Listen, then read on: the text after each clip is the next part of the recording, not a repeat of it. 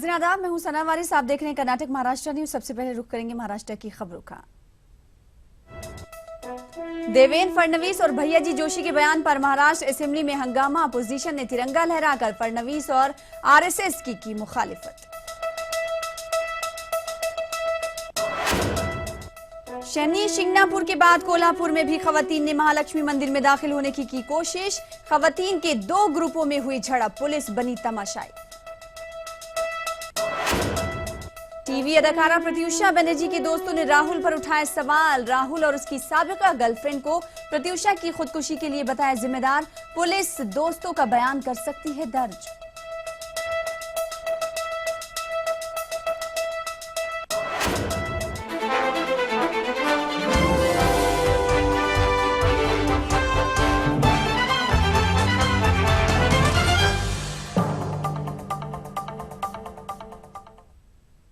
और अब खबरों की तफसील। महाराष्ट्र के वजीर आला देवेंद्र फडणवीस के भारत माता की जय पर दिए गए बयान पर आज महाराष्ट्र असेंबली में जमकर हंगामा हुआ। अपोजिशन ने फडणवीस के साथ साथ आरएसएस के रुकन भैया जी जोशी के बयान की भी जमकर मुखालिफत की। वाज़ेह है कि गुज़िश्ता दिनों जोशी ने भगवा झंडे को तिरंगे और वंदे मातरम को कौमी तराने से बेहतर करार दिया था। इसकी मुखालिफत करते हुए अपोजिशन लीडरों ने असेंबली इजलास के दौरान तिरंगा लहराते हुए हंगामा किया। वहीं अपोजिशन के साथ साथ मुस्लिम तंजीमों ने भी फडणवीस के बयान की पुरजोर मजम्मत की है।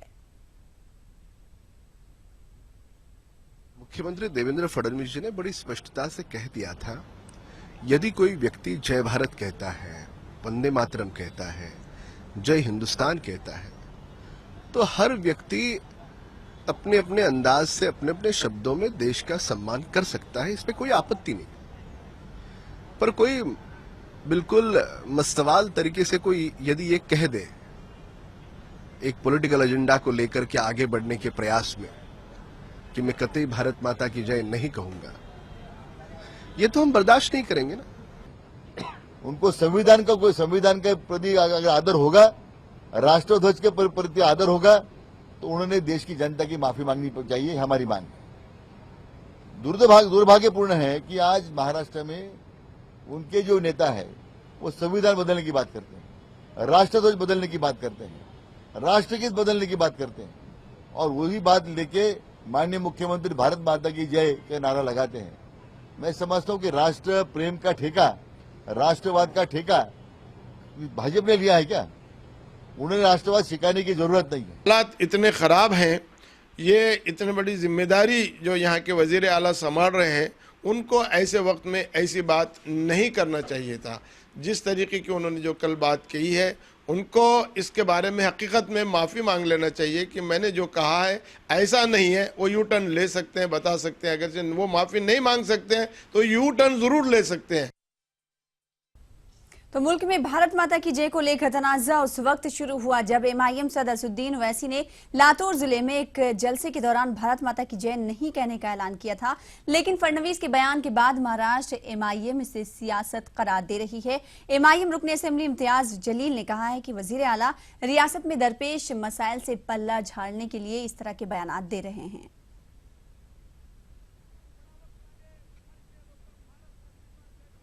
तो सवाल ये है कि ये मुद्दे को मुख्यमंत्री को निकालने की क्या जरूरत है? जरूरत इसलिए है कि मुख्यमंत्री नहीं चाहते हैं कि किसानों की आत्महत्या के बारे में लोग सवाल करें, पानी के बारे में जो जहां पर बहुत सारे शहरों के अंदर, गांवों के अंदर 20-20 दिन पानी नहीं मिल रहा है, इसके बारे में कोई सवाल करे।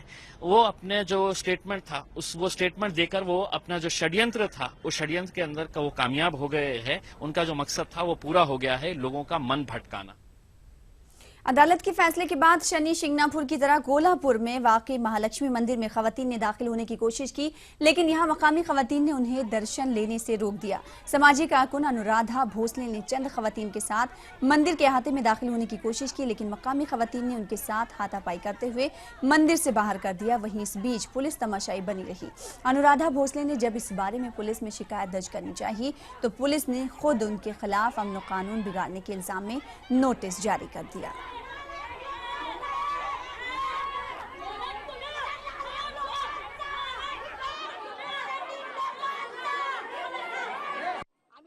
निर्णयाचं स्वागत करत आज आम्हाला ओटी भरायची होती महालक्ष्मी देवीच्या चरणापाशी। आम्हाला या ठिकाणी ओट्या तर भरू दिल्या नाही। साधं आमचं ऐकून पण घेतलं नाही.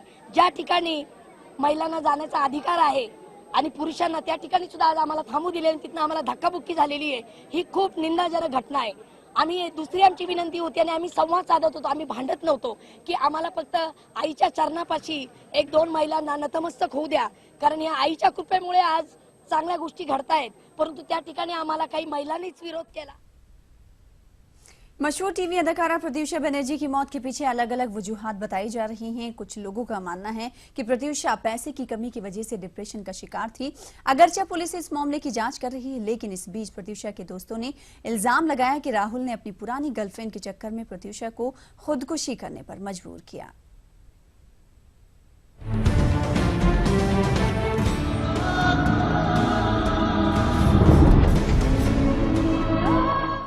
वो तस्वीरें जिन्होंने प्रत्यूषा को परेशान कर रखा था। जी हाँ, ये है वो तस्वीरें जिन्होंने प्रत्यूषा को खून के आंसू रुलाए थे। वो तस्वीरें जिन्हें देखकर प्रत्यूषा गोया टूट टूट जाती थी। वो तस्वीरें जिन्हें देखकर वो राहुल से जवाब मांगती थी। क्या यही वो तस्वीरें हैं जिन्होंने प्रत्यूषा बनर्जी को खुदकुशी करने पर मजबूर किया? नाजरीन, तस्वीरों में साफ दिख रहा है कि राहुल और उसकी पहली एक्स गर्लफ्रेंड सलोनी वही लड़की है जिसे प्रत्यूषा के दोस्त उसकी मौत की असल वजह मान रहे हैं। हाँ, ये जरूर है कि हम इस लड़की की प्राइवेसी के चलते इसका चेहरा आपको नहीं दिखा रहे, लेकिन ये कुछ उन चुनिंदा तस्वीरों में से एक है जिन्हें लेकर प्रत्यूषा काफी परेशान रहा करती थी, क्योंकि उसे यकीन हो गया था कि राहुल उसे धोखा दे रहा है। हालांकि कहने को तो सलोनी राहुल की एक्स गर्लफ्रेंड थी, लेकिन दोनों के बीच मोहब्बत खत्म नहीं हुई थी। राहुल सलोनी से हमेशा मिलता था और ये तस्वीरें उसी बात की साफ गवाह हैं। लाइफ में एक ही प्रॉब्लम था, वो थी Saloni, because she was the one was completely आकर इंटरफेयर कर रही थी अब उनके लाइफ में। रात को 3 बजे अगर आप नॉर्मल इंसान के भी घर जाओगे और किसी को डराओगे तो कोई भी डरेगा, एंड वो रोज करती थी वैसा। अगर रास्ते में दिख जाए तो she is to hit her and she is to run. Saloni का वो गेम था, पता नहीं क्यों था, और राहुल उसको अलाउ क्यों कर रहा था। टीवी जगत से जुड़ा हर शख्स यही कह रहा है कि राहुल की धोखेबाजी, उसकी एक्स गर्लफ्रेंड सलोनी से उसका मिलना जुलना और एक तरफ शादी का वादा प्रत्यूषा से करना और फिर उसे अंधेरे में भी रखना, यही चीजें प्रत्यूषा को कहीं न कहीं अंदर से खोखला करे जा रही थी। हालांकि राहुल ने यह जरूर कहा कि उसके और प्रत्यूषा के बीच सब कुछ ठीक था, लेकिन फिर सवाल यही उठता है कि जब सब कुछ ठीक था तो फिर प्रत्यूषा ने ऐसा कदम क्यों उठाया? इन लोगों के इल्जामात पर प्रत्यूषा के दोस्तों ने जवाब दिया कि जो लोग ये कहते हैं कि प्रत्यूषा के पास पैसे नहीं थे और वो डिप्रेशन में थी, वो गलत है, क्योंकि अगर उसके दोस्तों की माने तो उसके पास पैसे की कोई कमी नहीं थी। काम भी उसे लगातार मिल रहा था, कई रियलिटी शोज का वो हिस्सा थी। उसकी एज थी, आई थिंक उसने जितना कमाया है आई डोंट थिंक कोई इतना कमा सकता है। She did Balika Vadhu for so long, Bigg Boss, then she did Sony का शो, देन पावर कपल। वो लड़की कभी बैठी नहीं। How can somebody say that she was under financial crisis? वकील फाल्गुनी ब्रह्मभट्ट की माने तो प्रत्यूषा अपने रिश्तों से खुश नहीं थी। उसने राहुल के खिलाफ शिकायत और कानूनी कार्रवाई करने के लिए बाकायदा वकील से सलाह भी ले ली थी। Had an appointment with a lawyer and she had spoken, told many things about Rahul and the finances, and she wanted to seek legal advice. लेकिन अब भी पुलिस को फोरेंसिक रिपोर्ट का इंतजार जरूर है और इससे प्रत्यूषा बनर्जी के कत्ल किए जाने की थ्योरी से पर्दा उठ सकता है। लेकिन हाँ, ये तस्वीरें ये बताने के लिए काफी हैं कि अगर राहुल वाकई प्रत्यूषा को लेकर काफी सीरियस था तो फिर उसके कहने पर भी उसने अपनी एक्स गर्लफ्रेंड सलोनी के साथ अपने रिश्ते क्यों बरकरार रखे थे।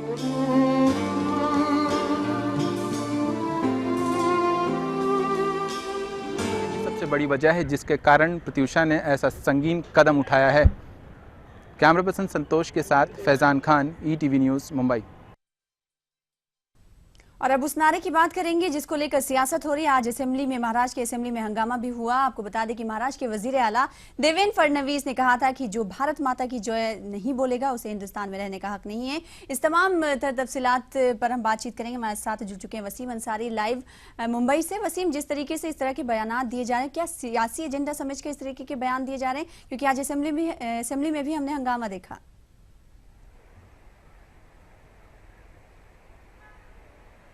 जिस तरह से मुख्यमंत्री ने अपना बयान दिया, कार्यकर्ताओं को संबोधित किया नासिक में अपनी 2 दिन की जो बैठक हुई थी उस बैठक के बाद, लेकिन उसका सीधा असर आज विधानसभा के कामकाज पर दिखाई दिया। जब सुबह के वक्त कामकाज की शुरुआत हुई उसी दौरान विरोधी पक्ष के जो नेता हैं वो काफी आक्रामक नजर आए। देखा गया था कि विधानसभा के गेट पे ही निरंजन डावकरे जो एनसीपी के युवा प्रदेश अध्यक्ष हैं उन्होंने बाकायदा जो विधायक अंदर की तरफ आ रहे थे उन्हें बाकायदा तिरंगा गिफ्ट कर रहे थे। इस तरह की चीजें देखी गई। साथ ही हाउस के अंदर भारत माता की जय बोलना, इसे लेकर एक नारेबाजी चल रही थी। सभी विधायकों ने हाथों में तिरंगा झंडा ले लिया था। जिस तरह से संघ के नेता ने झंडे को लेकर अपनी जो टिप्पणी की थी उससे भी काफी नाराज नजर आ रहे थे। विरोधी पक्ष नेता राधाकृष्ण विखे पाटिल ने सवाल ये उठाया क्या ये जो बयान था एक संवैधानिक बयान नहीं हो सकता है? जो ये राज्य के मुख्यमंत्री हैं वो किसी पार्टी के नेता नहीं है कि इस तरह की बयानबाजी करे। देश को तोड़ने की बात हुई, राजनीतिक समस्या यहाँ पे निर्माण हो सकती है। इसे लेकर काफी आक्रामक नजर आते। कई 2 बार लगातार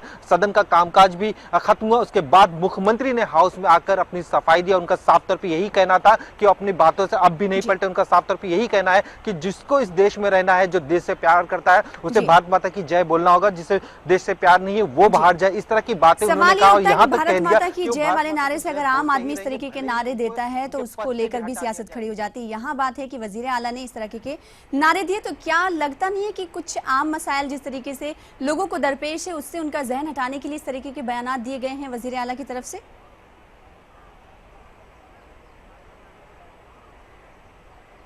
देखिए, जिस तरह से इस पूरे सेशन की बात करें, महाराष्ट्र की बात करें तो राज्य में काफी सूखा है, पानी की काफी किल्लत है। लोग पानी की वजह से इस तरह कदर परेशान है कि कई राज्यों में धारा 144 तक लागू कर दी गई। लातूर में पानी ना के बराबर है, लोगों का जीना मुश्किल हो गया। मराठवाड़ा और विदर्भ के लोग, किसान आत्महत्या कर रहे हैं। किसानों की आत्महत्या की जो श्रृंखला है वो बढ़ती जा रही है, उनकी संख्या बढ़ती जा रही है। ऐसे वक्त में सूखे को किस तरह से सरकार को निपटना है, साथ ही कई ऐसे अहम मुद्दे हैं राज्य के जिस पे चर्चा करना अभी बाकी है। बजट सत्र पेश हुआ, उसके लेकर काफी चर्चा करना अभी बाकी है, इसमें काफी जवाब आना बाकी है। और ऐसे वक्त में जिस तरह से ये सारा जो डाइवर्ट होता है, जो मुद्दे हैं वो हट जाते हैं, कामकाज दिन भर नहीं चलता है, तो इसे कहीं ना कहीं वसीम अंसारी, मसाइल से जूझ रही है रियासत, और इस तरीके के बयानात वजीर आला के कितने सही हैं जब वो मसाइल को दूर नहीं करते हैं लेकिन इस तरीके के बयानात दे रहे हैं, तो लोगों को उलझाने की कोशिश कर रहे हैं? क्या इस तरीके से माना जाए उनके बयान को?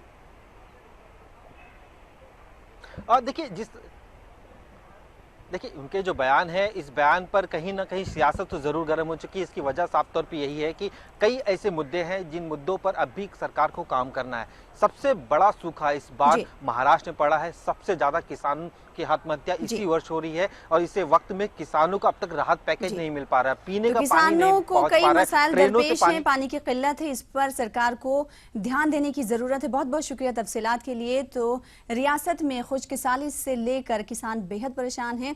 अगर पानी की बात करेंगे तो लातूर की हम बात कर लेते हैं। लातूर में पीने के पानी की जबरदस्त किल्लत की वजह से आवाम को परेशानी का सामना करना पड़ रहा है। यही वजह है कि पानी के जखायर और टंकियों पर लोगों में झड़पें भी देखने को मिल रही, लेकिन अब यहां 24 घंटे पुलिस का पहरा भी लगा दिया गया है। वाज़ेह है कि इससे कबल इंतजामिया की जानिब से यहां दफा 144 नाफिज कर दी गई थी जो 1 अप्रैल को खत्म हो चुकी है।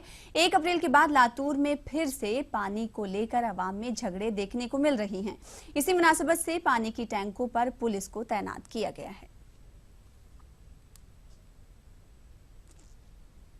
हर साल की तरह इस साल भी बुल्डाना जिले के आलीवाड़ी में सहरोजा दीनी इज्तिमा का इनेकाद किया गया। इस इज्तिमा में विदर्भ के हजारों फर्जंदान तौहीद ने शिरकत की। इस मौके पर उलमा कराम ने खिताब करते हुए हुब्बुल वतनी का पैगाम दिया और इज्तिमा के आखिर में मुल्क की अमन सलामती की दुआ की। वहीं इज्तिमा में तकरीबन 200 से ज्यादा निकाह बड़ी सादगी से अंजाम पाए।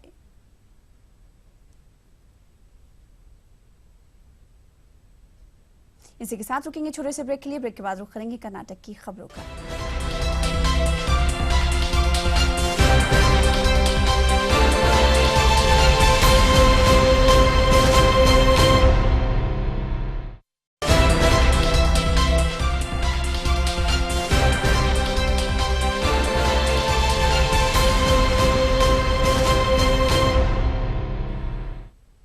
ब्रेक के बाद नजर डालेंगे कर्नाटक की सुर्खियों पर।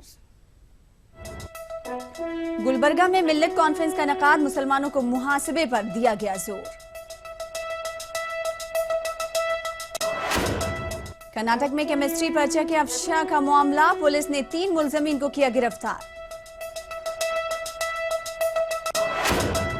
रायचूर में गर्मी अपने शबाब पर, गर्मी से बचने के लिए लोग इख्तियार कर रहे हैं मुख्तलिफ तदाबीर।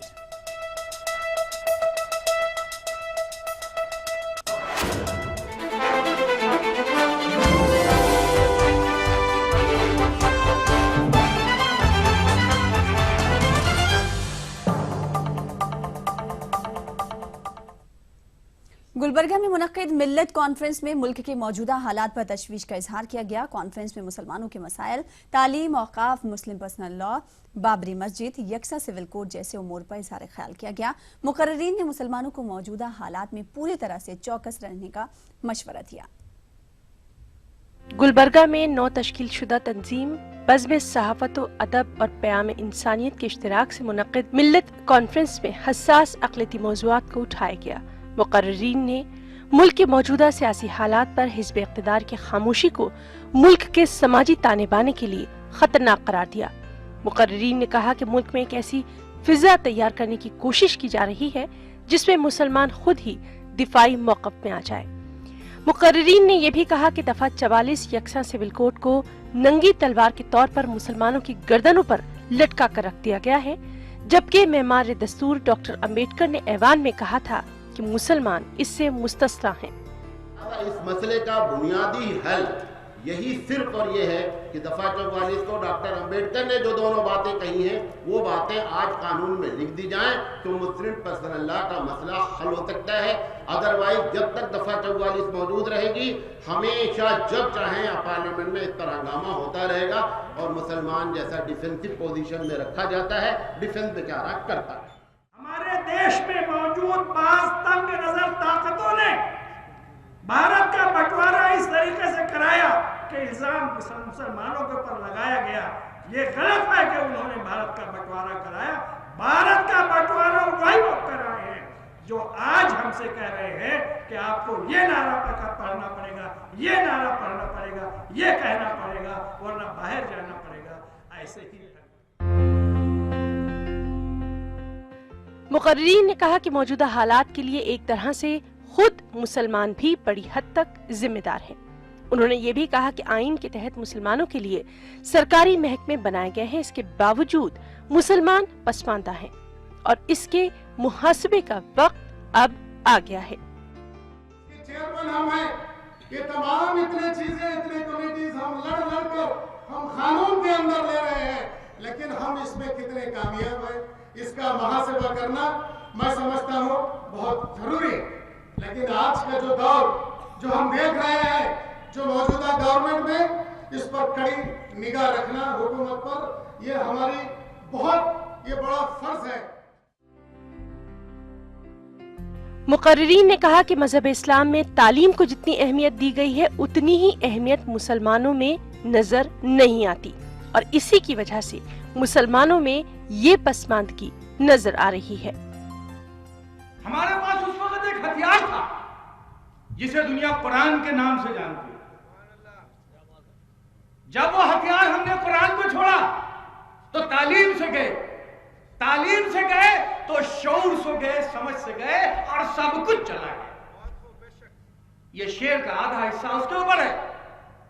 यानी अगर हम चाहते हैं कि सुरखरू हो, अगर हम चाहते हैं कि दोबारा ऊपर आए, तो उसी खोए हुए हथियार को लाना होगा। जलसे में कर्नाटक के वजीर अक़लियती बहबूद और गुलबर्गा के निगरान वजीर डॉक्टर कमरुल इस्लाम, महाराष्ट्र के साबिक वजीर अक़लियती बहबूद आरिफ नसीम खान और तेलंगाना और एपी के अक़लियती कमीशन के चेयरमैन आबिद रसूल खान को भी मदऊ किया गया था। तीनों लीडरों की गैर हाजिरी पर जलसे में तनकीद का निशाना भी बनाया गया। ETV news, Gulbarga. हाल ही में दिल्ली में हुई आलमी सूफी कॉन्फ्रेंस के पीछे कोई सियासी मकसद नहीं था। कॉन्फ्रेंस के जरिए मुस्बत पैगाम देने की कोशिश की गई। बेंगलुरु में आलमी सूफी सेंटर के माहाना इजलास में इन ख्यालात का इजहार किया गया। साथ ही इस बात पर भी जोर दिया गया कि दिल्ली के सूफी कॉन्फ्रेंस के बाद रियासती सतह पर भी सूफी कॉन्फ्रेंस का इनेकाद किया जाना चाहिए। इजलास में कहा गया कि दहशतगर्दी का खात्मा और अमन का कयाम ही दिल्ली की कॉन्फ्रेंस का मकसद था।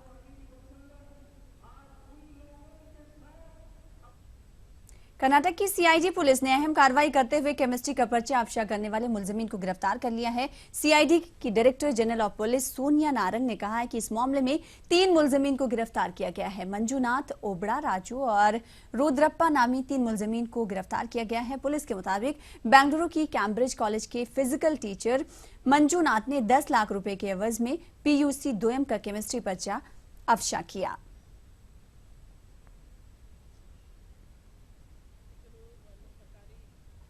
उर्दू जबान में कौमी यकजहती का पहलू इस मौजू पर गौर खौज के लिए बेंगलुरु में इजलास मुनक्किद हुआ।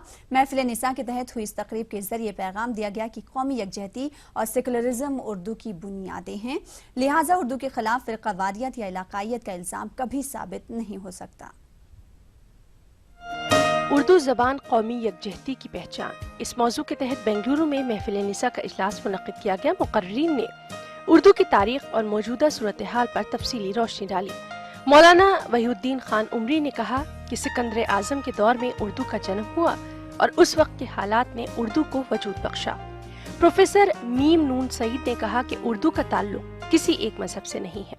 कि सिकंदर आजम ने 326 कबल मसीह बर्रे सगीर पर जो हमला किया था उस वक्त ये जबान वजूद में आई और उसके लश्कर में चूंकि बहुत से खित्तों के सिपाही और जंगजू शामिल थे और उन्हें आपसी गुफ्तगू के लिए दुश्मनी का सामना करना पड़ता था, चुनांचे उन्होंने मुश्तरका जबान के तौर पर उर्दू जबान वज़ा की, जो दरअसल बहुत सी जबानों का मजमुआ है।